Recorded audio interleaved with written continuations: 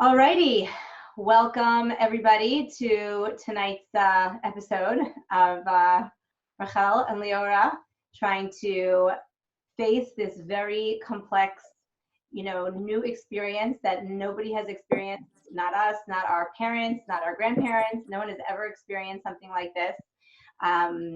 Completely across the world, we're all going through very similar types of whether or not it's complete quarantine, unfortunately sickness, some people, or whether or not it's just kind of social distancing and staying far away from everyone and trying to figure out what that means and how do I manage that and how do I go on with my life as usual when life is just not usual.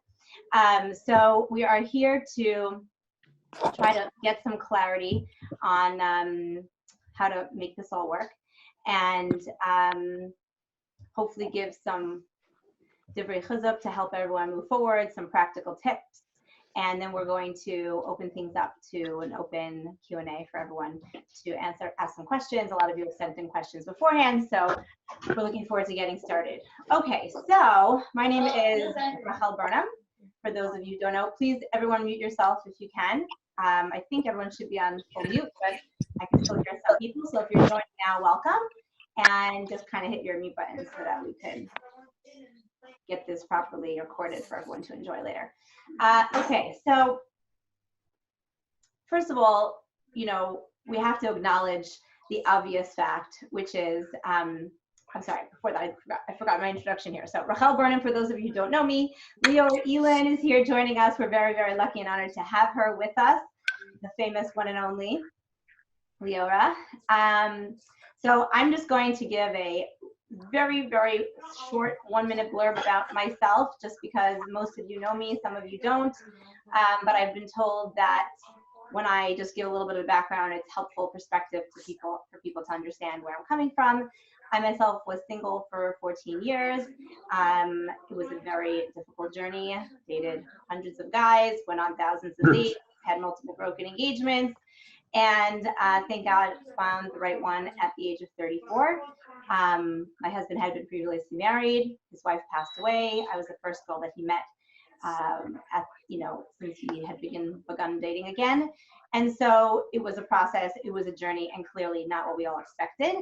And so after that point, many people had asked me to get involved in speaking to singles. And so Date Great had kind of evolved, which is basically a service that helps singles work through a variety of all sorts of topics, whether or not you're writing your resume or you had a date and you're not quite sure what to do, or you're kind of stuck, or you're dealing with coronavirus and you don't know where to go from there. So that's a little bit about me. Leorah, do you want to give a little intro about yourself? Sure. My name is Leorah Elin. I live in Waterbury, Connecticut.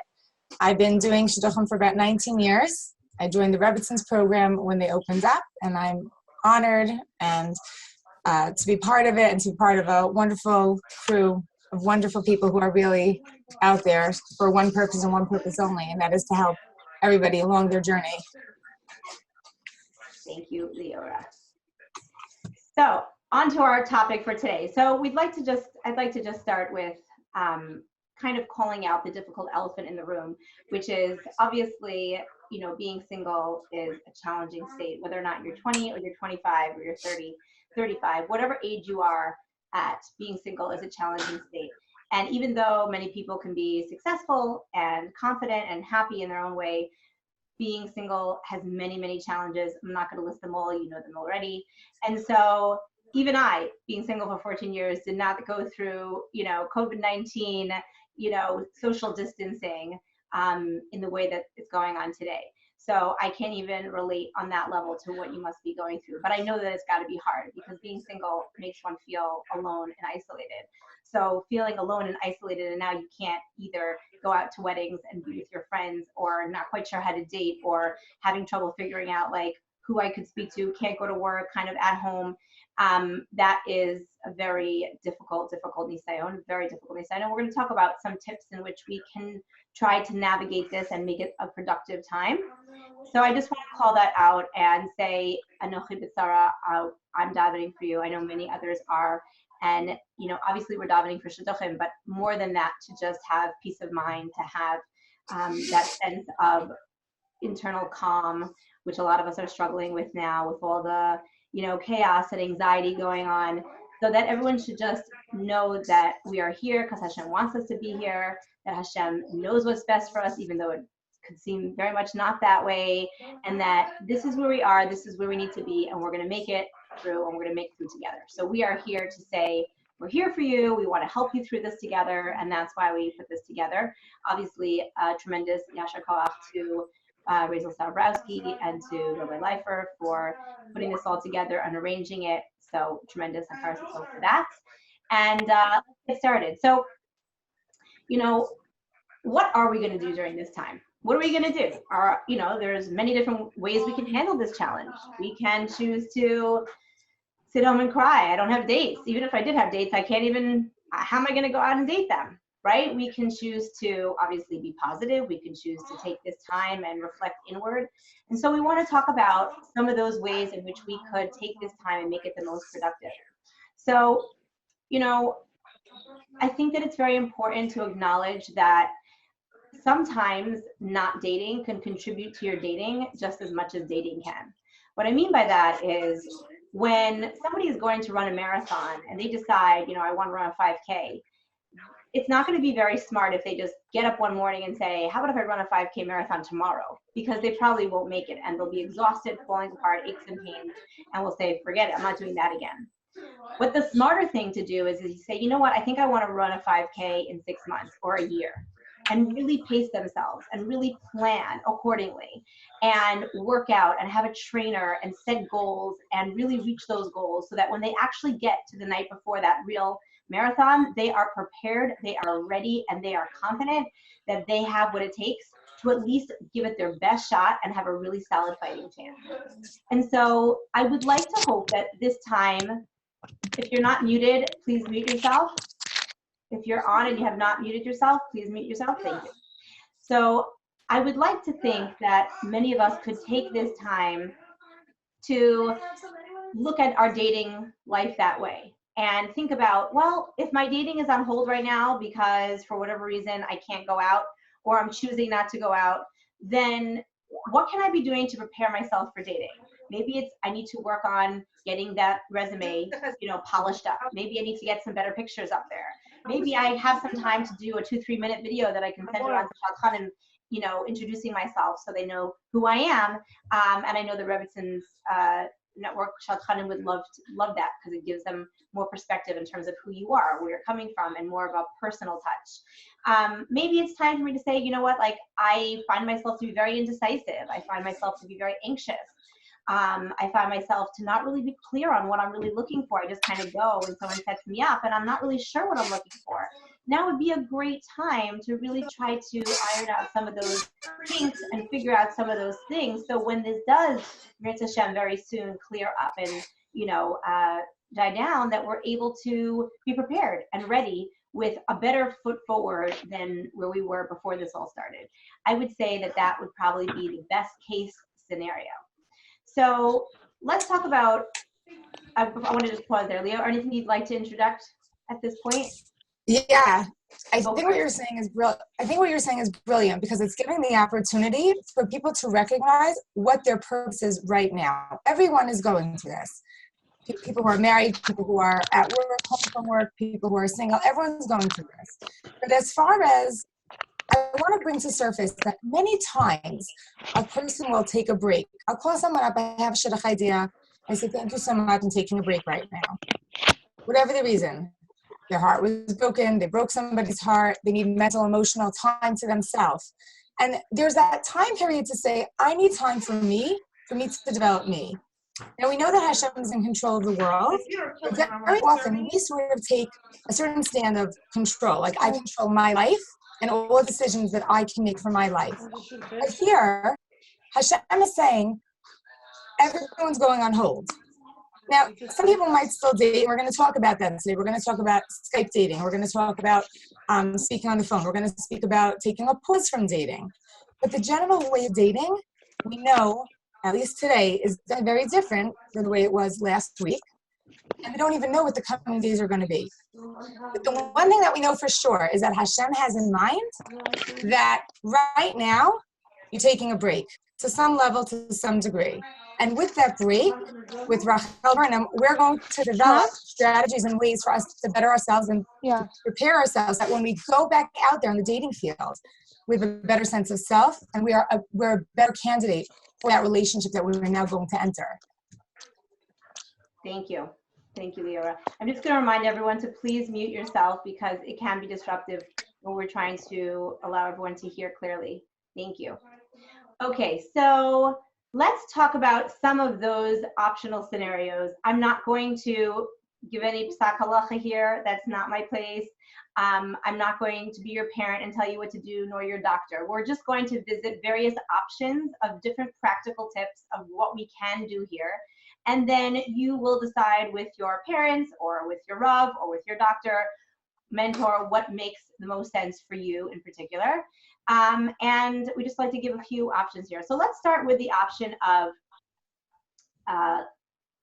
should I be dating at all? Okay, so, I say this very respectfully. But the nisayon for both a guy and a girl are very, very different, okay? For a girl, waiting could be something that she's been doing for a very long time, and continuing to wait is very hard because I'm already waiting all the time for a date, and I'm already trying to work on myself, and I'm already, have all this extra time waiting for a guy to say yes. So like, why do I have to continue to wait? And for that, I say like, we know that Hashem knows, where you live, knows your address, and knows where to find you. And it could be Hashem saying, you know what, I'm going to save you a few bad dates, and I'm just going to wait till it's the right person, and then you don't have to actually waste so much time or energy or emotional drain to go out when it's actually really wrong for you. And that might be a girl's nisayon. For a boy, I think very clearly, and again, I say this very gently and respectfully, but I think it's important that a boy understands what a girl feels like when she just is frozen waiting for an answer, or when less options might be coming her way. And I think it's important for a guy to stop and pause and think about that and understand where a girl is coming from.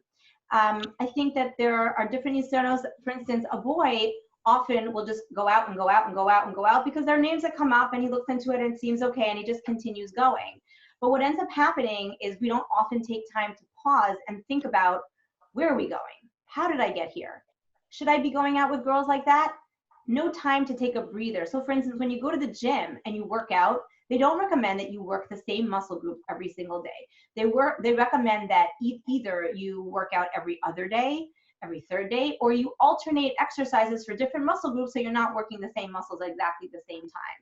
And so the reason for that is because every time you exercise, you kind of tear a muscle, it needs to heal. Tear a muscle, it needs to heal. And as you do that, the muscle strengthens over time, okay? When a boy is continuously going out, there is no time for him to catch his breath, to really reflect, and he's always looking behind his shoulder for the next shadchan, the next idea, the next resume to show up. That's not a healthy way to really find the right person, and it's definitely not a way to really take the most time and focus in the girl that's right in front of you at this moment.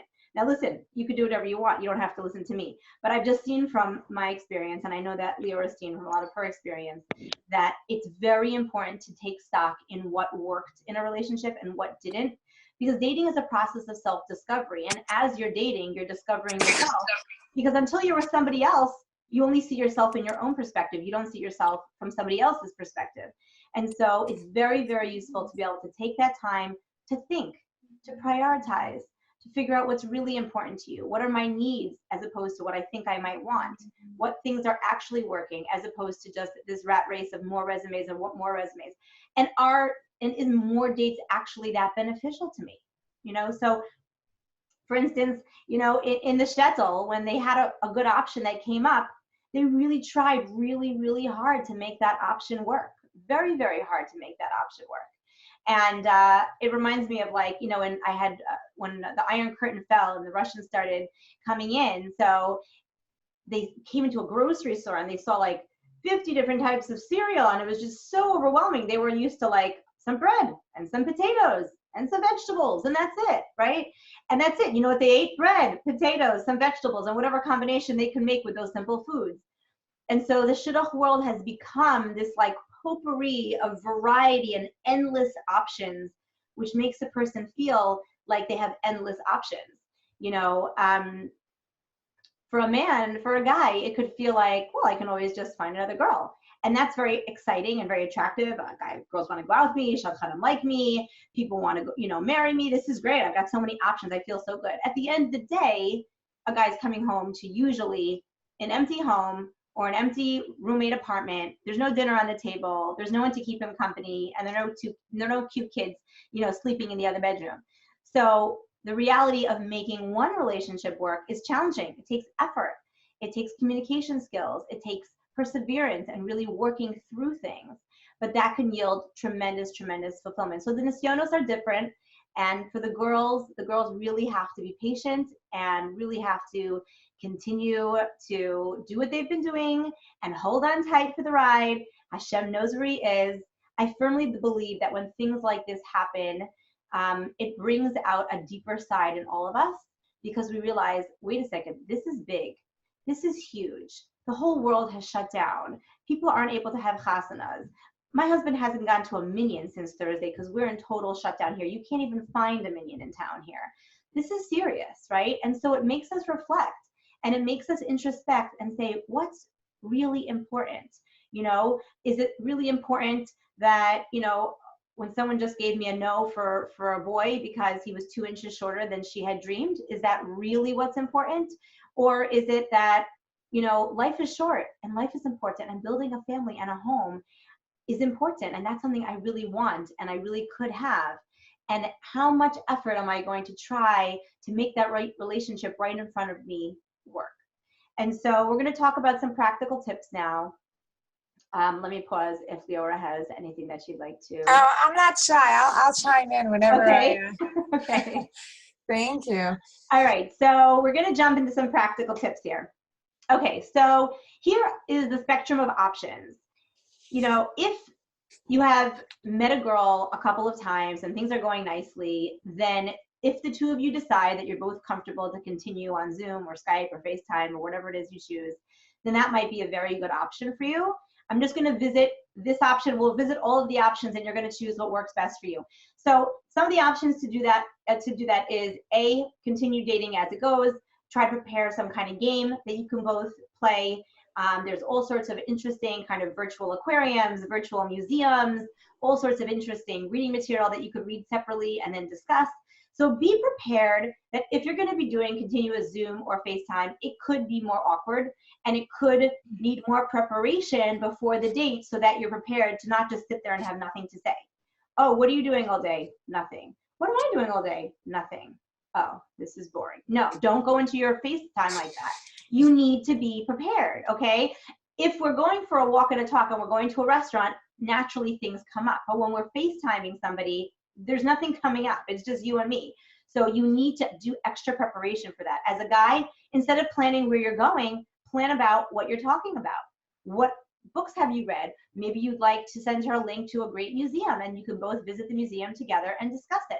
So be prepared, just like you try to find where could you park and how much is the restaurant and where would the lounge be. Just like you would do that, you need to be prepared for these FaceTime Zoom dates so that you don't come up wondering why you have nothing to say and then go back to the shop and say we had nothing to say. If you show up unprepared, you will both come back saying that was boring, we had nothing to say. So don't set yourself up for failure, set yourself up for success. Okay, so that would be FaceTime and Zoom.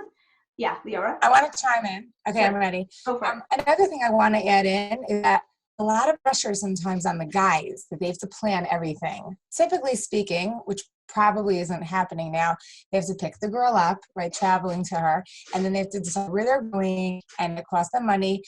There's a lot of effort that comes from the guys putting into the date. For the girls, what they're putting in is they are getting ready, and it does take much longer for them to get ready and get well prepared. But then again, at the end of the day, the guy has to drive home. So just to understand, it's not a guy or school thing. It's just an understanding that the guy and the girl should understand each other. Okay, so what I want to add in here is many times, if I have out-of-town dates where the guy goes to the girl, he automatically gets huge brownie points for that one, for flying out to the girl, driving out to the girl. But the second thing is that I'll say to the girl, he's come to your area. Can you do him a favor? Can you plan the date? He's coming to you. It's your place. It's your domain. He doesn't know where to go. He doesn't want to take you to the place he Googles online only to find out that all your friends are there every day.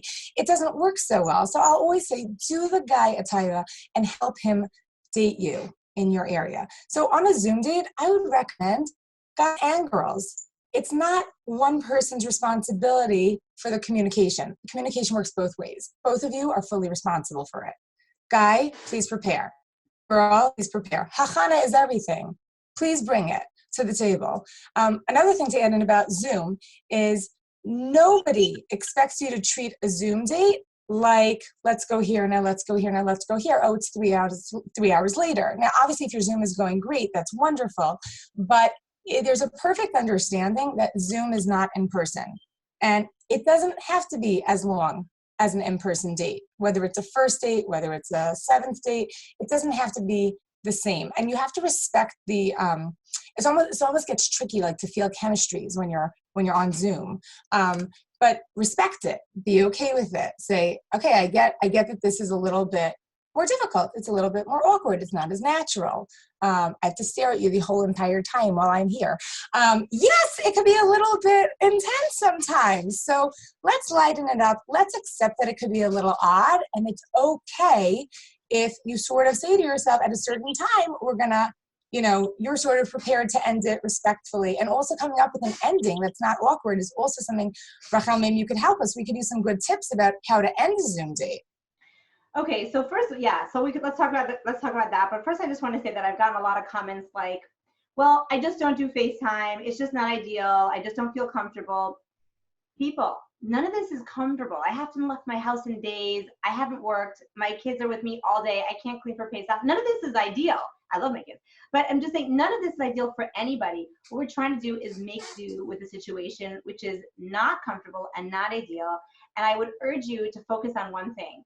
Dating in general is not always comfortable. If you want to be comfortable, you should go to a nice, relaxing restaurant with a friend and get some nice drinks and relax with them. That could be relaxing and enjoyable. Dating is meant for a purpose of the end goal, which is to get married. And so sometimes we have to do things that might not be as comfortable because we have an end goal in mind. And so Skyping, FaceTiming, Zooming, that's all part of the potential discomfort, a little bit awkward, not so ideal. But we're doing this for a reason. Obviously, I usually recommend that people meet face-to-face first before they Zoom, because it's much easier to have a Zoom once you've already met somebody, feel a little chemistry, had a good date or two, and then you go into Zoom. But we can't really be so picky now. It's not really such an option. So getting back to Leorah's question about how to end a date. So we can prepare a few endings. First of all, I actually think that it's ideal if you set up a time in which the first date should take place. So if you say, Zoom dates are usually shorter than regular dates because they're more intense and a little bit more awkward. So I would say no more than a first date being 45 minutes. That's even a lot. It could be half an hour, 45 minutes, and set up a time that it's going to be 45 minutes so that nobody has to feel uncomfortable when we end this at 45 minutes. So if I look at my watch and I say, okay, it's 45, you know what? I feel like I don't want to, I'm sure I told you 45 minutes. I want to keep to my time. Or we can say like, you know what, it's getting late. I think I'm going to head to bed. Any of these very natural endings are fine. Just be honest. Like, I'm not really such a Zoom person. So just Zoom in general is just not so comfortable for me. So I'm feeling like I've kind of like filled up my cup with as much as I can take with FaceTime. That's like, that's just me, has no reflection on you. You can prepare what you're going to say, but I think the best thing to do is to make up beforehand so no one has to be uncomfortable with how long this is. If this is going really well and the two of you lose track of time and you're just on the phone for longer and it's like dates that are later on, not a first date, that's fine. Enjoy it. If it goes well, that's fine. I've even had people that wanted to go out to eat together. So he brought her dinner and she brought his dinner and they sat by the computer and it's like, oh, what are you eating? What are you eating? And they, I dated my husband like this because we were in different states. So that can work as well. So that is the FaceTime, Zoom, Skype option. Let's talk about a few other options because there are some people who are not going to want to do that. If you're new and joining, please mute yourself. Thank you. So let's talk about some other options of what to do. There are some people that have, whether or not they're speaking to doctors or family or vendors. If you've just recently joined, just please mute yourself. Thank you. So some people will actually be going out if that's what they've been told they can do. Different states have different regulations. New York is kind of a few days behind where Maryland's up to. So certain things like public schools have just recently closed. We've been closed for a couple days beforehand. So the best thing to really do in that kind of scenario, if you both agree to go out and you're both comfortable going out in person, then I would not have you pick her up in the same car. You do not want to be sharing the same air, seriously, okay? And you should just meet at that location, preferably outside, a park, a boardwalk, someplace where you can just walk around and stand a very nice 6 to 7 feet away from each other. I know it's awkward. It's going to be awkward. I mean, there are parts of this that are just awkward. People like, this is how we're going to have to call it out. It's just awkward. But again, we're doing this for a purpose, okay? And then she'll get in her car and go home, and you'll get in your car and go home. And even that, some people won't be comfortable to do. And don't judge anyone if they're comfortable or not comfortable. Everyone has their reasons about what their doctor said, what their parents, mentor said. So you have to just kind of respect that everyone's coming from different places. And that could be the face-to-face time. And I would not make it hours and hours long. I would try to keep it to a minimum, just because with everything going on, and this is changing day by day. This whole Corona thing is changing day by day. So we don't even know if we're going back to work, if there's going to be school for the rest of the year. Nobody knows anything. We are just trying our best to keep it up to date day by day and do the best that we can. And I think everyone's really cutting everyone else slack because this is difficult. I want to address something else. There's a tremendous amount of anxiety during this time. And if you are one of those people and you're going through a lot of anxiety with Corona, try to be sensitive to the person that you're dating if this is something that you're encountering. Everyone experiences something like this differently. And so we just want to be sensitive and understanding that, everyone experiences things differently, and we don't want to judge anybody. There were a few other ideas in terms of dating. There's also the good old-fashioned telephone. Some people are more phone people than they are face-to-face people. You might want to warm up a first date by having a nice conversation and seeing where that can go. And then as the conversation goes better and you're feeling more comfortable, maybe you might need 1 or 2 or 3 conversations, and then you want to move into a Zoom or a FaceTime. So you need to know yourself. You need to communicate what you're feeling comfortable with to the other person in order to make this work. And I really can't stress enough that in this time, we need to really focus on trying to make things work. Is there another guy or girl around the corner? There is. There is. I'm not going to lie. There really is. But I will tell you that my clients that are 50 and 55 and 65 are still playing that game. And you know what? Do they still have dates? They do, but they're not going to have children. They're not going to have families. And so they keep thinking that there's another one better around the corner. And many of them have never been married. And so, I'm not saying in any way, shape, or form that you should just marry anybody. I'm not actually a big pusher of that. But I am saying that sometimes things need to be given a shot, need to be given a chance. These are real times. These are deep times. The only pitfall of a time like this is that sometimes we can become so introspective and we become so real, like, I don't know, is Mashiach coming? Is the world coming to an end? Like, what does Hashem want from us? We get so introspective and deep that we forget to get to know the actual person.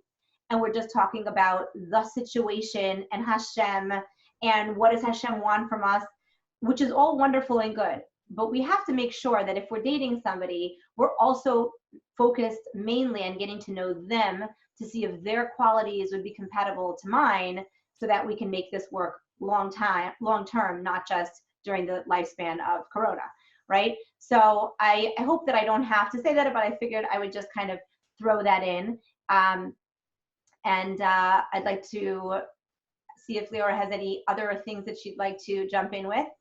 Yeah, no, I love what you said about Europe and how, and the shtetls, and how there was that possibility that was more of a probability. The mindset was a very healthy mindset. The mindset was, I'm in this to make this work. I want to see if this could happen.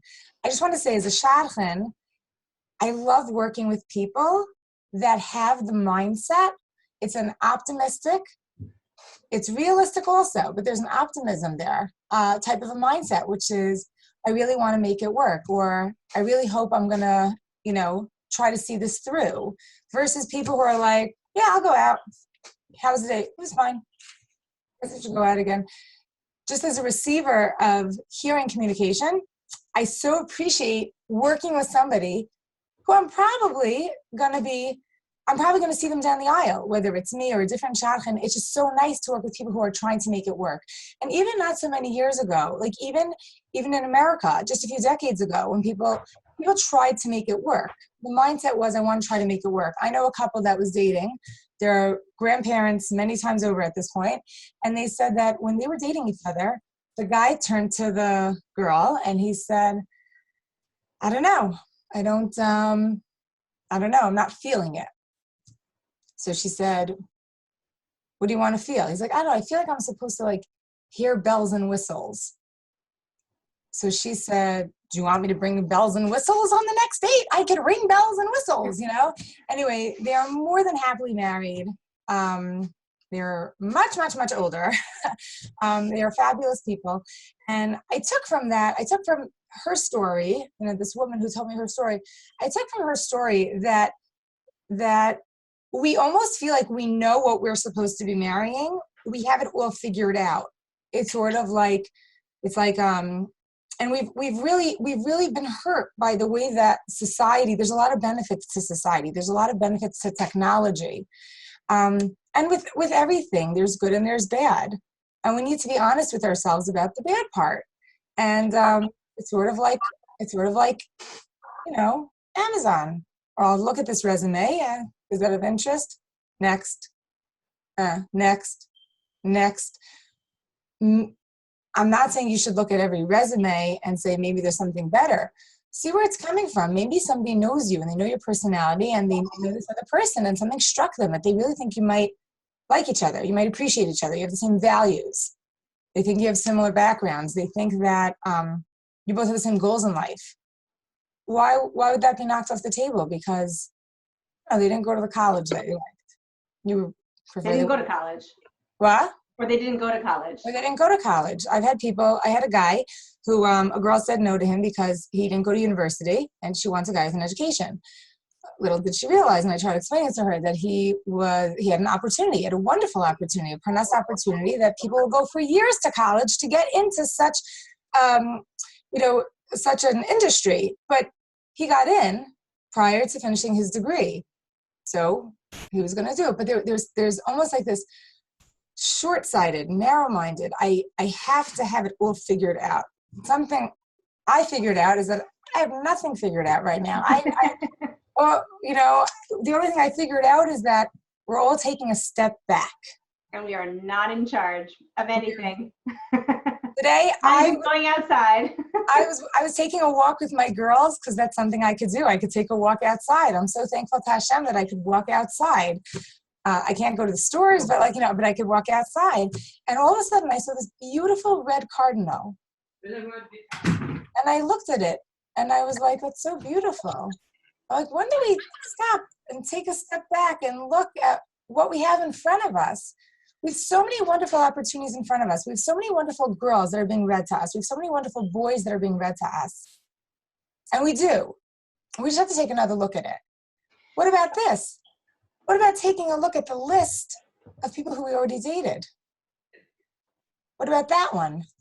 Maybe there's somebody I gave a quick note to. Maybe I want to be considerate. Reach out to the shadchan.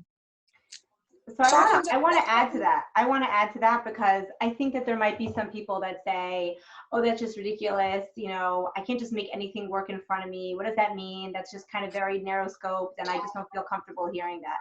And so I use a concept called seeds versus plants, okay? So a lot of people go out with this mindset of like, I need to see a developed plant in this area, whether or not it's intelligence, whether or not it's beauty, whether or not it's personality, midos. I need to see a fully blossomed, developed version of whichever area of a person I'm looking for.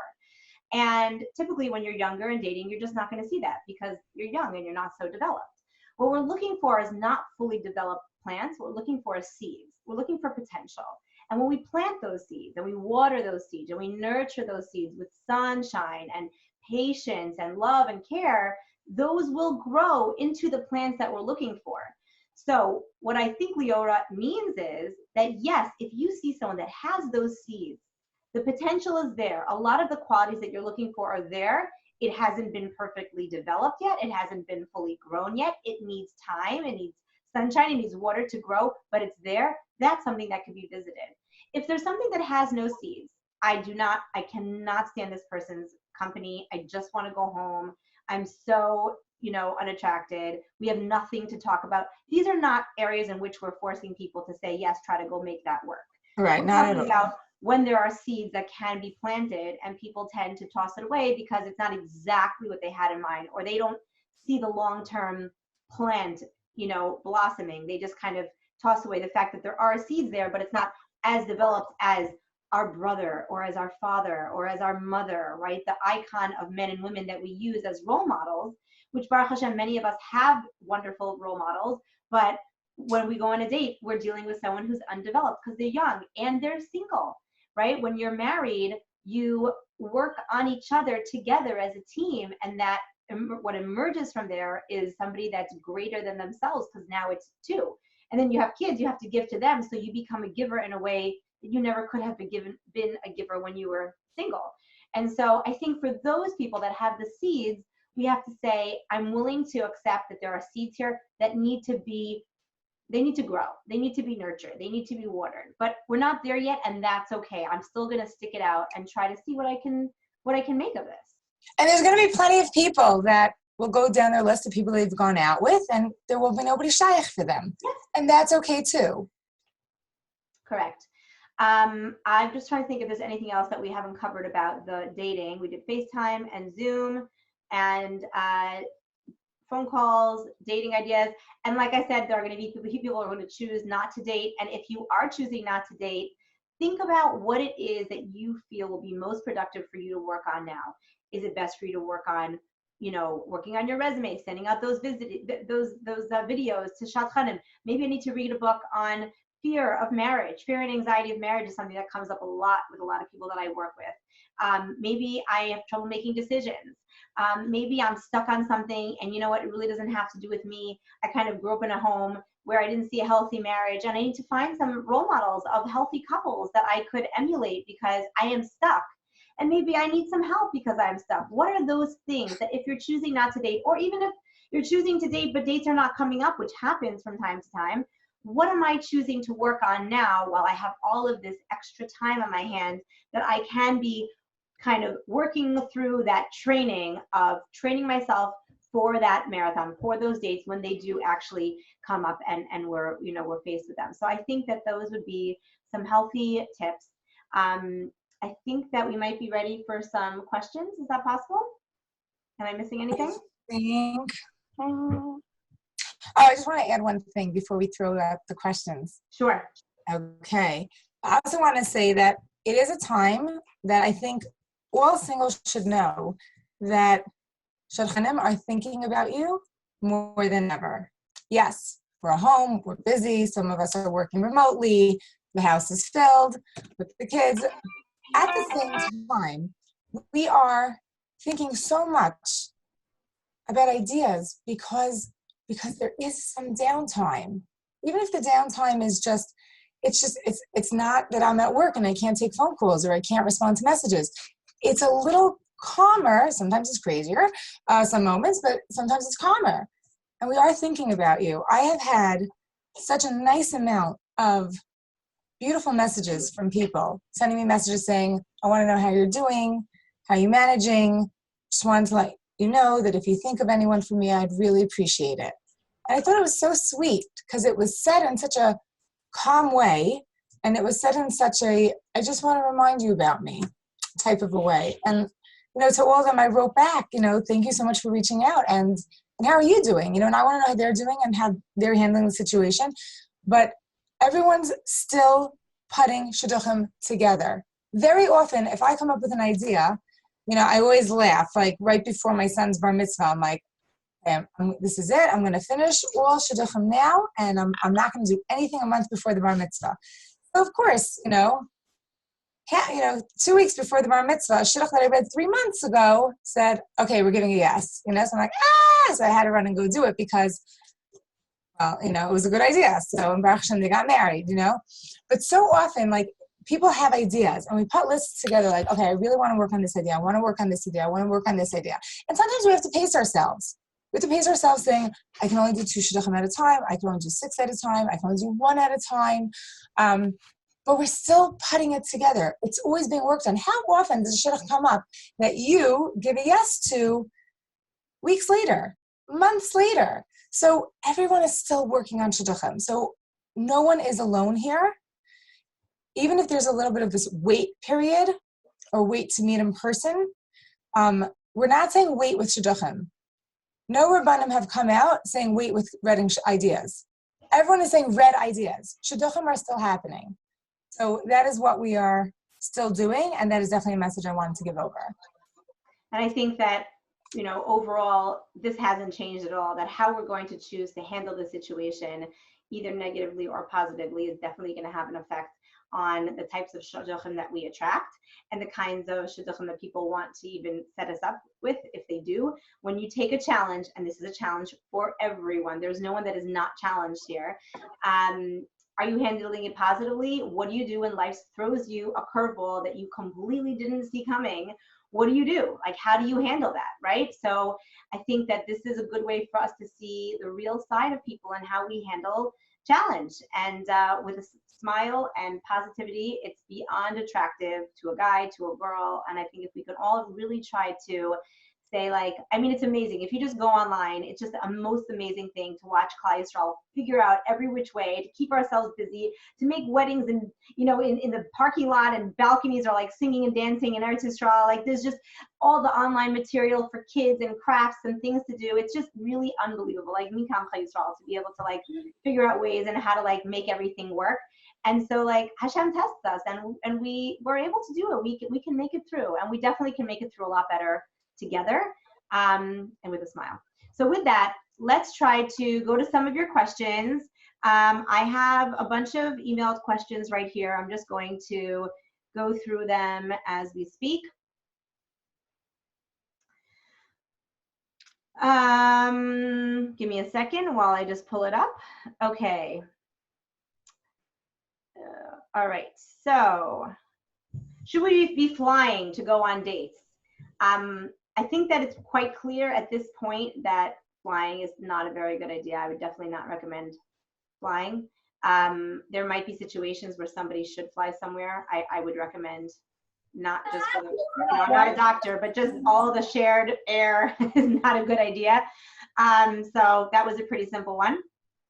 But obviously we gave a lot of other ideas in which, walks, boardwalks, talking on the phone, Skyping, Zooming. There's lots of things that you can do. Okay, next one is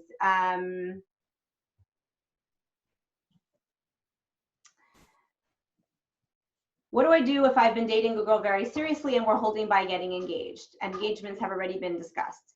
So luckily you're past that awkward first stage of dating. I would really just continue by phone and FaceTime, Zoom, whatever it is, because it seems like you've really gotten past the beginning awkwardness, and continue what needs to be gone through. So try to have a conversation, once or twice a week, maybe even 3 times a week, and a Zoom once or twice a week. So let's say if you're doing 2 Zooms, maybe 2 Zooms and 2 phone calls, but try to make it goal oriented. So for instance, if you really have something that you want to bring up, don't just show up empty handed, just like you prepare for a date. Prepare what you'd like to discuss. I really want to get a more handle on a few last minute things before we were to get engaged. What will we do? And it's true, some engagements might be held up. Some engagements might happen regardless. And this is very, very sad. It's hard to watch. I have a variety of couples that have gotten engaged. They never had a VART. There's nobody who wants to host a VART, not a hall, not a home. They don't know when they're getting married, and it's difficult. These are the realities of today. Nobody knows what tomorrow is going to bring. So everyone's just trying to make it day by day and do the best that they can. But I would say that a couple's already holding by engagement. That's actually useful because they're already past that awkward stage. They can really use Zoom to just kind of deepen that connection, deepen that relationship until they're actually ready to make it official. And if they're ready to make it official, that's going to be depending on their families and their limited amounts of friends that are willing to come to a very potentially spaced out l'chaim outside in a parking lot somewhere. I don't know. But I would say that you should be thankful that you found each other, and that's it. Be thankful you found each other, and let's not worry about all the other details. Okay, let's bring up a few others here.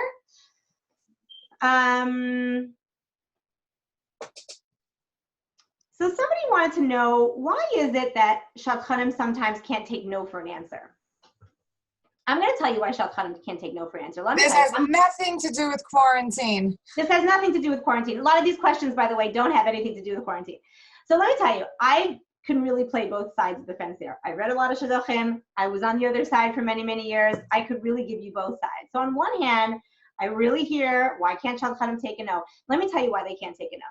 Because A, and I say this respectfully, but they've been married. So because they understand relationships, when they see a really good potential relationship, they don't want to let it go because it really has a high potential to work. And as much as you might think it doesn't fit into the perfect box that I had in mind, they know that a lot of the core goals and values or backgrounds or personalities really jive very nicely together. So they're like, no, don't say no. This is such a nice idea. This could really make a nice shidduch, like, please give it a chance. So they are willing to put their pride on the edge to ask you again and make themselves look like a fool. You know why? Because they care more about you than they care about themselves. They're willing to make themselves look like a fool because the mere chance that you would say yes on the second or third round might actually walk you down the aisle. And for that, they say, forget about my pride. It doesn't matter. It's not important. What's important is helping this person. So if you want to continue to say no, that is your prerogative. No one's going to tell you that you have to. That's your prerogative. But at least take a moment of Hakar Satov to realize that the shadchan is putting herself out there multiple times to read the same shidduch, obviously because she thinks it's a very good idea. And sometimes things change because maybe Corona sometimes has made people realize like what's really important. Maybe because you went out with a girl that was exactly what you thought you wanted and it didn't work. Maybe a year has passed and you're still single and you're ready to be a little bit more flexible in certain areas. So she figures, I'll give it a shot. So instead of being annoyed, say, wow, look at this person who's willing to put their pride aside and care about my well-being because they so badly want to see me married. And they clearly think this is a good idea that they'd like me to reconsider. So that's probably why they have a married perspective. So they understand relationships more deeply because they've been there. And they may see something a little bit different than you may see it because they're married.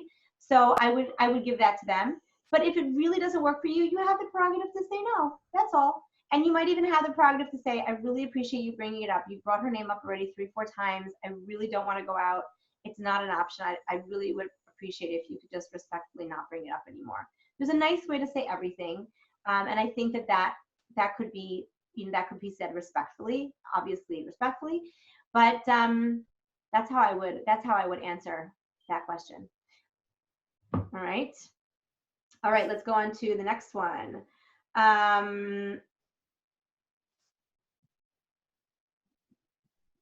Okay, how are goals, expectations, and norms of a Zoom date different than an in-person date? How does this change between an initial date and dates that are further along? Okay, so I think we talked about a little bit that Zoom dates should be a little bit shorter. Expectations is like you have to pay more attention to a Zoom date because you're not walking and talking or eating or doing something else. So it was a little bit harder to focus for some people. So we want to try to keep it a little bit shorter. As things are moving on though, if the dates are going well, then you want to have a game plan. Like, what would I like to see covered during this date? You know, we haven't really talked about hashkafa. I would really love to speak about hashkafa. And you'd say, you know, Leorah, I've really been having a lovely time with you and I've been really enjoying our Zoom dates. And I figured like, I'd really like to know where you stand hashkafically in a few areas because we never really talked about it. You know, so if the guy or the girl has some goals that they'd like to accomplish on a date, there's nothing wrong with bringing that up and trying to move things forward and move things along as needed. Don't wait for Corona to be done to, don't use Zoom as a way to stall so that you could just get to your face-to-face date and talk about all the real stuff, because this might be going on for a long time. Probably more than 2 or 3 weeks. We're probably talking in the months, between 3 and 6. So we want to prepare ourselves that if this is the new reality for the shorter or longer term, then we are not stalling and waiting for Corona till I could just have that date, but we're able to like really move things forward. How far or should a relationship progress without meeting in person? It sounds like a lot of shidduchim will at least start out via Zoom, but then what? With the developing situation, it is unclear what mobility there will be in the near future and how long it'll take for things to return to normal. If a scenario develops where it is not possible to meet in person for months, what does that mean for shidduchim? Like I said, this is not an ideal situation. We are all going to have to make it work the best we can. You know, my husband lived in Maryland and I lived in New York, and we both had crazy busy schedules, and we could not get out to see each other all the time. So what happened was every 2 weeks he would come to New York, we date for an intensive weekend, and every 2 weeks I would come to Maryland and date for an intensive weekend. And in between that, we would talk, we would Skype, we would Zoom, and I don't know, we're married. Like it worked, you know, like we made it happen. So if a relationship is going to fall apart because of Zoom, I would venture to say it's probably not Zoom, okay? There are scenarios where people get uncomfortable and that the lack of face-to-face contact makes it a little bit unnatural. I agree, this is not ideal, but a relationship does have to have some of its own momentum that will carry it forward. And if two people enjoy each other's company and enjoy conversation and are hitting it off, for the most part, it's not Zoom that's going to be to blame while the whole thing fell apart. It's obviously not ideal. We're going to have to do the best that we can here and take it day by day. So yeah, as soon as you can have a face-to-face date and both of you are able to do that, whether or not you're in different cities, whether or not your cities have different regulations, or that your parents are allowing, or somebody is waiting for some sick family member to get better, you know, we have to be respectful of everyone's boundaries. So we're doing the best that we can. Okay, next question. Also, I think that people are going to naturally or unnaturally get more comfortable with Zoom. Yes. I think that's also a big important piece, that if it's something that's new to you, it's uncomfortable. If it's something that you never wanted to do in the past because you didn't have to, then you didn't do it. Right. But day-to-day things are changing, and part of that is exercising that flexibility. And part of the flexibility is saying, in order for me to date right now, I'm going to have to exercise this new experience, and I'm going to have to start Zooming. And at the beginning, it's uncomfortable, you know, but the more you're on it, the more you get comfortable with it, and the more you loosen up and you start laughing with each other, and naturally, like, you'll get more comfortable with the Zoom as time goes on. And regarding when you should meet with a person, if the Zooms are going well and the phone calls are going well, what do you do? I guess you have a basho, like the Hasidim do, you know, and you sit there and you get permission from your doctor, from your Rav, whatever it is, you get your clearance, and you meet face to face. No one's getting engaged without meeting face to face. I don't think that I've ever heard of anybody who did that, at least in our circles. And you should definitely take the guidance of your Rav, Meretz Hashem, you know, should you get there. You know, halavai, everyone should get there, you know, during this time period.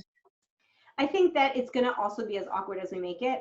I think the first couple of Zooms might be a little bit awkward, but then we're going to slowly get over it, because this is a lot of our new reality. And slowly, it's like, you know, if I told you I was recording a conversation, you think about it for the first couple of minutes, but then you forget about it because you just keep going with conversation. You forget that it's even there.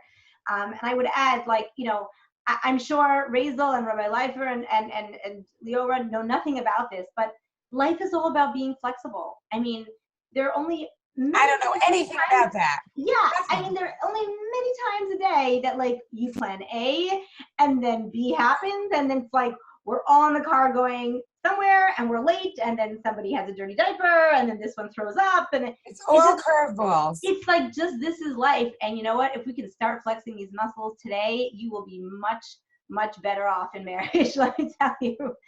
100%. So it starts with Corona. Rachel, there's so many times when, like, we're comfortable Skyping people that we know. We're comfortable FaceTiming, you know, my friends in Israel, my friend who lives here or there, or different states, when we want to see each other. We got comfortable with this concept of Skype and Zoom. We are comfortable with it. We're just not comfortable with it with somebody we don't know yet. Right. But we want to get to know them. Well, and we have to work at it. It'll take a little bit of work. And I will say that whenever Corona dies down, or when things, let's say there's a relationship that started on Zoom and eventually goes to face-to-face, there will be a transition time where like, oh, this is weird. I only knew this person on Zoom, and now I'm seeing them face-to-face, and I feel like this is a different person. There will be a transition time where it will be a little awkward, but you will get over it and it will be fine. It's just that little transition time of like, I'm so used to this person being on a screen and now all of a sudden they're a real person, right? So that takes a little bit. It's like having these deep conversations with text and not actually having real conversations. So that could be, we want to make sure that eventually, obviously the goal is to be face to face, but for now we're going to do, you know, the best that we can with what we've got. Okay, let's move on to the next question. Oh, yeah, okay. Why don't shadchanim get back to me? Okay, so yeah. So here's the thing. Again, I'm going to play both sides of the fence there.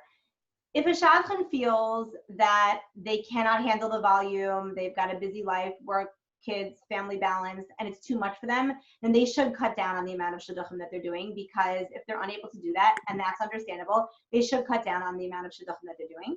And I do encourage shadchanim a lot to really be careful and be sensitive and call people back, because they're sitting there and they're waiting. And I remember being single, you know, going out with a guy that I really liked and waiting for his answer. It was like literally going to the doctor and waiting for an important test result. And it was like every minute just felt like an hour. Just what did he say? Just yes or no. And so I really do encourage shadchanim to be careful and set an alarm when you need to call somebody so that we could be sensitive to singles' feelings. It's true.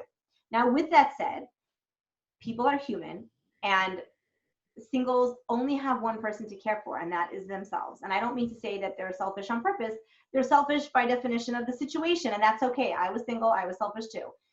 But when you're dealing with getting dinner on the table, changing diapers, going to work, community events, setting people up in shidduchim, getting the house ready for Yontif or Shabbos, and trying to put on a smiling face and be awake through all of it, it could be very overwhelming for a lot of people.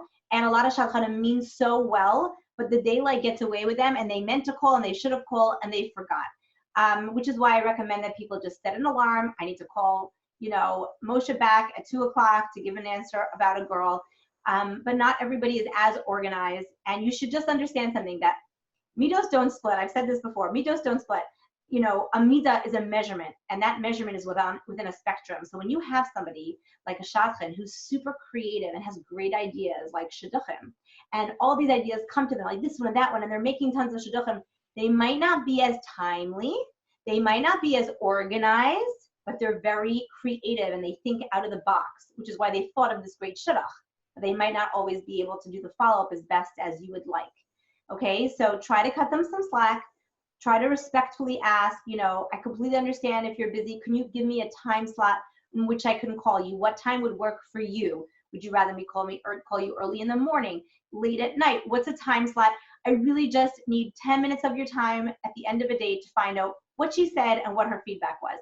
I think that's fair if you give a shadchan a small window that you're asking them when would be good for them. I think that that's very fair. And if it's a difficult time, look at your calendar. If it's any Erev, anything, be respectful. There's a lot going on with a family, with kids, with Yontif preparation and community and trying to hold down a job and all the rest. There's a lot going on. So try to just be respectful of their time. If after asking them multiple times to call you back and they just don't seem to be able to do it, or they can never get back to you when they say they can, you might want to ask them and say, it seems like you might be very overwhelmed. Would you mind greatly if I were to, you know, use a different shadchan just because we would like to move things along, and I completely understand that you're busy and overwhelmed, but I just need to know that I can get back, you know, someone can get back to me so that I can move this forward. Most of the time, people will say 100%, I'm so busy, I don't have time, or they're saying, oh my goodness, I'm so sorry, no, I'm going to make this a priority. Okay, so those are the two choices, reasons. I think that both sides have to be flexible with each other. I hope that that has kind of answered. Racha, may I add, and I think it's a great opportunity to bring up that it's also important that you find out how your shadchan likes to communicate. That's a good idea. Does your shadchan want you to call them? Do they want you to do a text? Do they want you to leave a WhatsApp voice message? A lot of times I find that I don't really have, it's nothing bad, but I don't really necessarily feel that it's appropriate that I should be chasing after somebody to give me an answer. I have a boy waiting for an answer, and the girl's like, yeah, I was so busy today. And I'm like, oh, do you think you're able to call me maybe like during your lunch break? No, I need time to myself then. It's like, okay. I like to call late in the evening. And it's like, okay, but what if I'm not available in the evening? And I feel that it's funny. So I feel that's very important for shadchanim and for singles to communicate to the other one how they're going to communicate during the shidduch during the shidduch that's going out, during that process. So that it's not only, why doesn't the shadchan get back to me? And shadchanim should always get back to you. Always. Even if it's I'm so sorry, I meant to get back to you, and something came up, I wasn't able to speak to you at that time. A shadchan should always, always, always get back to you. And a single should always, always, always get back to a shadchan. There's no difference. It's just good communication, and it's good midos.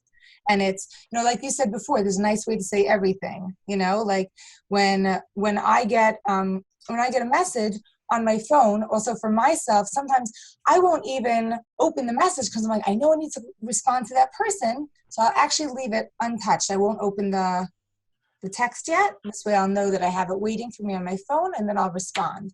But you should definitely find out how your shadchan likes to communicate, what their availability is. And some will have very little availability. And Rachel, I love what you said, to say to the shadchan, is there 10 minutes? Do you have 10 minutes to give me tonight? Or I have an idea, I need your time, can you let me know? And be mindful. Some people sleep early. Yeah, I love that. I love that a lot. That's very practical, because most people or shadchanim don't have 2 hours, because you realize you're not the only single that they're speaking to. But if you ask them for a time and a 10-minute, 15-minute slot, they usually will be able to make that time available to you. Okay, let's move on to the next question. What would you suggest to make a fun virtual date? Obviously, it's easy to talk and have tea or coffee and have a video chat, but there's a loss of sort of fun outings. Are there any ideas you can have to create some sort of date that would be fun virtually instead of bowling or mini golf, Dave and Buster's? So I was actually thinking that we can do something like, let's say, anyone know what words with friends are? Okay, so it's kind of like Scrabble. And you make a word, each person, you're playing words with friends, you can play with them on your phone. And every time you make a word, you've got to ask them something about themselves that's connected to that word. Okay, so whatever word you've made through that Scrabble board, you've got to figure out a creative way to ask them something that you never knew before, or something that you'd like to know more about them. And that could be a way to like kind of play a game, but also interact with them. Like I said before, there's all sorts of virtual aquariums, virtual museums that you can go to places all over the world. It's actually fascinating. That you can both be taking a tour and then afterwards like discussing it, and someone might have like an expertise in a certain area. Like I said, this is obviously awkward and not as natural as we would like. One of the ways in which I love to deal with awkward is to just call it out. Leorah, is this kind of awkward? Like, I'd love to see you in person and I'd love to have a face-to-face coffee with you, but we just can't. So I'm just gonna call it out. It's awkward. What can we do? It's awkward. And then everyone laughs and everyone just kind of like, just kind of chill out, and then we can just have the conversation. It's also great when you need to have an awkward conversation of like, this is really awkward, but we've been dating for 3 months and you never told me that you had a broken engagement, and this is going to be an awkward conversation. Okay, Leorah, I hope it's okay that we're going to have this awkward conversation. So it's going to be awkward. Just prepare yourself. But now that you know that it's going to be awkward, we can get it all out. I'm just curious why you didn't think to tell me about your broken engagement, that we've been going out for 3 months. You never shared that with me. So already we've gotten the awkwardness out of the way. Okay, we don't have to be uncomfortable. We're just going to have a straight conversation, and then we can talk about it. So if we can call out the awkwardness, I think we could just make the whole awkwardness kind of like go away as best as we can, for lack of better options. Okay, let's move on to the next question. Saying no after one Zoom date, what are your thoughts and when, if to do so? Okay, so I will so happily let you answer that one. If you're having a Zoom date for about half an hour, 45 minutes, and there's complete silence for all of that time, that is not a good sign. I get that it's awkward. I get that it's Zoom. I get that people are not comfortable, but you should be able to come up with something to say. If there's absolutely nothing to say, or she's so unattractive that you cannot handle it, there are ways to say no. But obviously the mindset is to try to give things another chance, because people are nervous, people are uncomfortable, the whole Zoom thing is uncomfortable. So just like you would give someone a face-to-face a second date, I would say give a Zoom date probably an extra chance, because it's extra awkward and it also feels just distant. So we want to try to bridge that gap by just giving a little bit more time. And the Zoom date we said is going to be shorter. So we're allowing it to be shorter because it's awkward, but because it's shorter, you also have less time to really get to know this person. So you really kind of need a little bit more of an extra date or two before you actually just completely toss it. Again, unless we're talking, we said nothing for 45 minutes. It was so uncomfortable that I cannot do that again, okay? So every person knows themselves and what they can handle, but that's what I would say for that. Okay, how to deal with rejection and taking it personally, especially with so much investment. Also, can it be a cop-out when one says it's no because of no chemistry? It's hard to pinpoint what exactly went wrong. So this is a really interesting question, and I actually have an article on this that I think could be very, very helpful. It's about breakups going from we to I, and I'm glad to attach that link at the end of the session. What I really need to say about this, you know, it's a longer conversation, but I'm just going to sum it up. It's true. It's very unsettling to get a no and not know what it's about. But here's the thing. The most important message to take away is nobody really wants to be with someone who doesn't want to be with them. I always say, go where you're wanted. Go where you're wanted. We tend to go where we're not wanted, and then we wonder why we're not wanted in that place, right? So let's say a guy who doesn't come from a very wealthy home wants a girl from a very, very wealthy family, and he can't figure out why all these girls are saying no to him, because she doesn't want a man from that background, because it doesn't mesh with how she was raised, right? So if a guy would say, I'm willing to go with a guy from my background, he'd probably be a lot more accepted and wanted there. So I know it's painful to get that no. Every no, it's hard to see this now. I know that it's hard to see this now. I've been there, I've done that. It's very hard to see how every no kind of pushes us in a certain direction. It pushes us away from the ones that we thought were right, but it actually pushes us towards the one that is right for us, because, well, I could have married the last guy. That could have been wrong, but Hashem said no. He pushed me away from that, which pushed me away from that guy and away from that girl and away from that guy, which eventually led me to that right person. So all of those no's are actually pushing you to the right person, even though we can't see that at the moment. But that is what happens, you know, like, you know, my husband used to always say, I can't believe you waited for me for 14 years. I'm like, I didn't wait for you. I tried to get married. They just never worked out, you know, therefore I was available. So if we can have that perspective of, I don't want to be with someone who doesn't want to be with me. Imagine if you want to be with this person so badly and they don't want to be with you. Imagine how great it'll feel when you want to be with someone so badly and they do want to be with you. Okay, so look at that for the future of hope and what there is to look forward to, because that's what is there to come. Like, that's what's, you know, to come for you. And so that should be encouraging. Now, it's true that a lot of times we don't always give clear answers. And the reason why guys and girls don't give clear answers is because they don't want to hurt anybody's feelings, okay? And that's understandable. If a guy is completely unattracted to a girl, it's not appropriate to say that to the girl. It just isn't. And he's not going to say that. Sometimes the chemistry is off. Sometimes the intelligence is off. Sometimes the personality is off. And so no chemistry is like a very powerful way of saying, like, it's just not for me. And I would really encourage everyone to say, like, you know what? I invested time, I learned a lot, but instead of me investing more time and more emotion, at least I know now and I can move on. And the most important word I tell people is next. Move on, because every date that you go on with the wrong person is spending quality time with someone else's spouse. Okay? We want to limit that because we want you spending quality time with your spouse.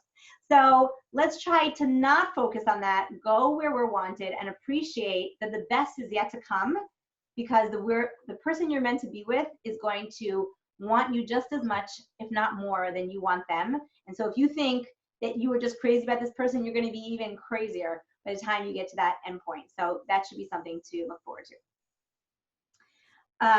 Okay. Any more questions here? We might have actually covered them. Any other questions that Rabbi Leifer or Razel or Leorah feel that we should bring up before we just kind of summarize and close? No? Okay. I think we could open up if anyone has any questions. I think Red Lifer would like to say something. Yeah, no, I was about to say that. If anyone wants to unmute themselves now and they want to, ask any questions, maybe we could do that for a little bit. Sure. And I think that will open it up that you can either ask a question, hopefully we'll be able to assist, or if you'd like to add in a piece of chizuk for everybody at this time, and maybe some thoughts that you've had that you want to share with everybody, we would love to hear from you. So one thing that, I think is really important is that Corona has sort of, isolated us more than we would like, obviously. And we look at that as a negative, but sometimes it's really a positive because it's forcing us to go within ourselves, within our families, to dig deep, to distance ourselves from work, from friends, from weddings, to all the distractions. I know how it is. Being single could be so hard that it's so easy to just distract ourselves with either watching something on TV or on the internet, going to a wedding, going to exercise, going to share, go to my friend, go to the l'chaim, go to the bris. We're so busy that we don't ever take any time to think. And sometimes thinking is very, very painful, but it's also extremely healthy. So taking this time to think, to process, to be alone with ourselves and really spend time with ourselves, to enjoy being with ourselves is actually the best way that you can have a healthy relationship. Because when people individually are happy with who they are confident, are developed, are at peace with who they are on their own, and you marry another person who is the simcha, who is calm, who is happy and confident with who they are on their own, you put that together, that is a unbelievable power. A tremendous power. But when people are getting married because I need you to be what I can't and you need me to be what you can't, and we can't actually stand on our own, and we've never actually thought about who we actually are, that marriage is going to need a lot of help. So I would encourage people, instead of rejecting this isolation, to really embrace it and to thank you, Hashem, for giving this to us so that we are forced to take this time to be with ourselves, to recognize what's really important, to focus on working through what we need to work through so that when we meet that right guy, we're prepared, we're ready, we're positive to connect with that person and build something that's infinitely greater than we can build on our own. Okay, anyone else have any last minute questions? Otherwise, I think we are going to... I would love to hear from some people. Anyone? I'm open. Let's see if we're getting any more emails here. All you have to do is unmute yourself. There are questions that are on the chat, you guys. Can you see those? On the chat?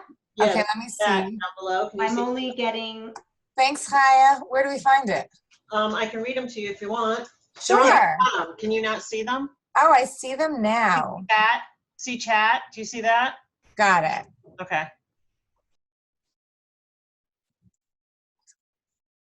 Can you read the Leorah? Because I don't... Sure. Yeah, I'm happy to meet you too. Okay, so we'll be in touch with that person afterwards. Let's see. Anyone who has any... It was recorded. It has been recorded and it will be shared, yes. Okay, because somebody Anyone who said... has personal questions that are more of a private, personal nature, you can reach out to myself or Leorah privately. I'm happy to speak with anyone that needs privately. This is really more general questions for the general dating, population / Corona focused. Am I allowed to say that I will meet with people? I can talk to people too as a dating mentor for, it's Chaya Major. Oh, hi, Chaya, how are you? I'm good. As a dating mentor for the Rebbetzins program too, I'm happy to speak with people as well. So. Okay, great. Thank you. So we have a question here. Somebody wants to know if you can ask questions. You can ask questions there, or you could just unmute yourself. What if I'm dating a guy and we're at around date 5 or 6? Should we be spending a lot of time on Zoom and having serious conversations? Okay, so numbers of dates are not as important as where the relationship is actually holding, because numbers can be different for different people. What I would say is we want to make sure that things are moving forward. So if things are moving forward and you both feel more comfortable on the phone having certain conversations, that's fine. If you feel that Zoom, so if people find Zoom just overwhelming to be doing so much of it, then maybe you want to alternate doing a phone and a Zoom and alternate that way. But the goal is that we should be moving forward in some way, that we're covering some kind of ground. And we want to intersperse that with like a virtual tour or a game, or maybe we're bringing our food to Skype, but we're kind of pretending like we're going out to eat, but something that allows us to enjoy each other's company and also move things forward. Like I said before, we're not just waiting to have a real date. Like, this is not just ending, oh, Corona is just a 2-week break and then we're just going to go back to regular dating in 2 weeks. This is probably going to be more than a few months. So we want to just keep that in mind so that we don't just use Zoom as like a stalling until we get to the date. We need to start dating now. Right. Somebody asked how long the first date on Zoom should be. So we said about 45 minutes. Could be half an hour, 45 minutes, correct. Somebody asked about meeting shadchanim now. So I think the same way that some individuals are going to be uncomfortable dating in close proximity to each other. So the shadchan is going to have the same concern. Some people are not. Which is why I think these videos, sending out these videos, introducing yourself in addition to your resume, which kind of gives me a more interactive, animated version of yourself, would be very, very helpful. So I think that if people made some of those videos about themselves and sent it out to shadchanim, it would be very useful to them. Right. Also, the Zoom is also something that's a possibility for meeting shadchanim on Zoom. I have a young lady who sent me she said, can I FaceTime you? I said, sure. I guess I was a little old fashioned. I'm like, I don't think this is going to work. And she FaceTimed me, and her whole personality, she was very comfortable. She just let her guard down. She made herself very comfortable. She's now my neighbor here in Connecticut. I was also making her shidduch. That was the one right before the bar mitzvah. And it was on Zoom. So, or Skype or FaceTime. So these are real possibilities. These are real networking tools to help us. I do, by the way, know of a couple that got engaged. They met each other one time when they were in Israel. He had a flight the next day. They Zoomed for the next couple of months. She was in New York. He was in Israel. He was in Australia. And they Zoomed their entire 3 or 4 months of dating. And then he came to meet her parents, and they got engaged. Wow. They basically had one real date, and then at the end, I guess they had two. One at the beginning, one at the end, and then months in between of Zoom. Got it. So, if there's a will, there's a way. We can make this happen. We're not going months and months without people getting engaged. So we can make this happen. We just have to be flexible, and we have to just mentally shift what we look at as a typical date to being a little bit different, but also functional. Got it. Now, some people are also asking if we can compile a list for them for any fun online games, any good conversation starters, and maybe that is something that we could talk about. Yeah, we didn't talk about dating games, but dating games would be great to play over Zoom. Or games or apps that that people Yeah. can do. That's an idea. And anyone who wants to get in touch with us, you can definitely reach out to Rabbi Leifer or Rebbetzins Network, and we would be so more than happy, to get in touch, especially at this time. Does anybody want to unmute themselves? One person, just unmute yourself and speak to everyone, just to be mechazik everybody during this time. Hi. Hi. I don't know about chizuk, but I just had a clarification question. Sure.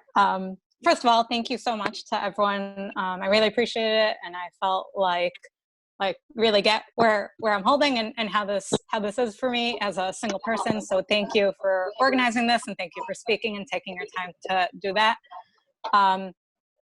My question is, I know you mentioned earlier about getting in touch with shadchanim.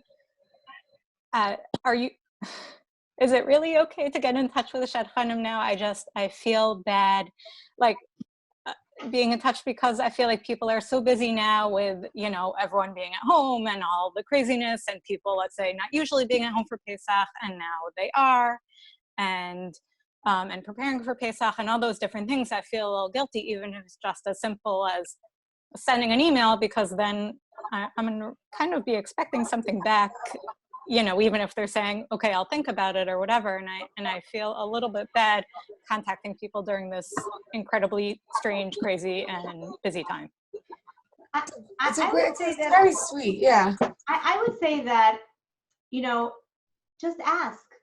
Okay, there's a respectful way to say it, and you could say something like, I completely understand if this is a difficult time for you, and if it is, I completely understand that you wouldn't have time to set people up.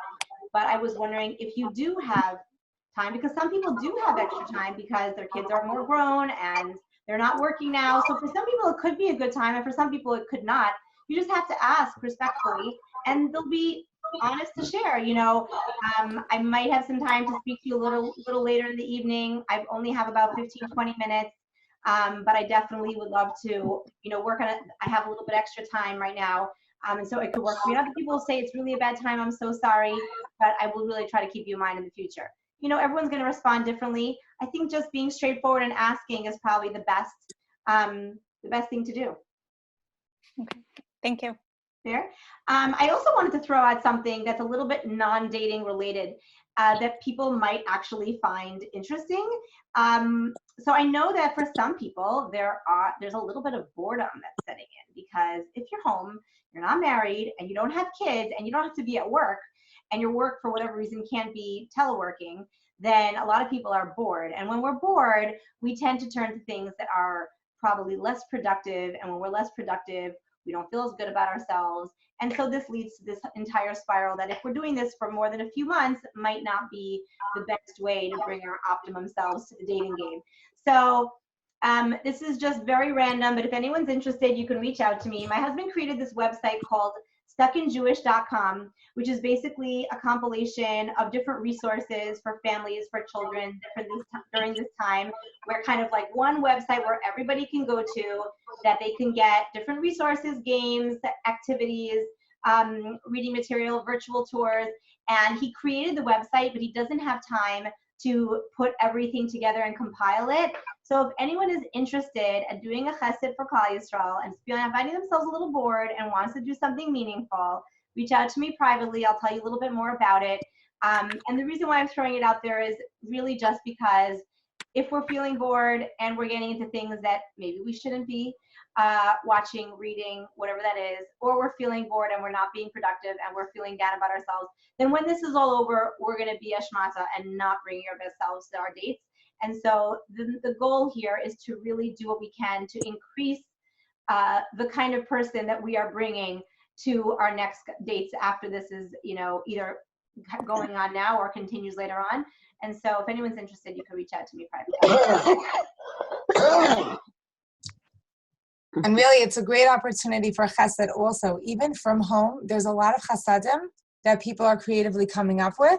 I've gotten an enormous amount of emails with different fundraising or helping with grocery shopping for other people. Grocery shopping for others, food drives, and there definitely are many opportunities. And really, like, Hashem should grant the whole Ilam or Refuah Shlema, and we should be able to. I just want to mention that this we're all getting all these memes and emails and inundated with all this material, and it's like coming out of our ears, But there was one thing that really did, kind of stick out to me. This one meme that somebody sent to me that said, this Shabbos, March 21st, 2020, will be the first time in the 71 years of the history of Eretz Yisrael, which will have no transportation, no theaters, no sports, no restaurants, no beaches, no malls open on Shabbos. What's this week's parsha? Okay, what's this week's parsha's topic? Moshe is talking to Eretz Yisrael about keeping Shabbos. Eretz Yisrael and Bnei Yisrael are basically being forced to keep Shabbos, even though they might not want to, they will. And that just sends shivers up my spine. So we have a tremendous opportunity through just unifying together. We're all in this together. The whole world is in this together. From and not from, we're all in this together, unifying ourselves, inspiring ourselves, davening for everyone's health and security and mental health. Okay, that this should really bring Mashiach very, very, very soon. Amen. Right? Thank you for joining. Good night.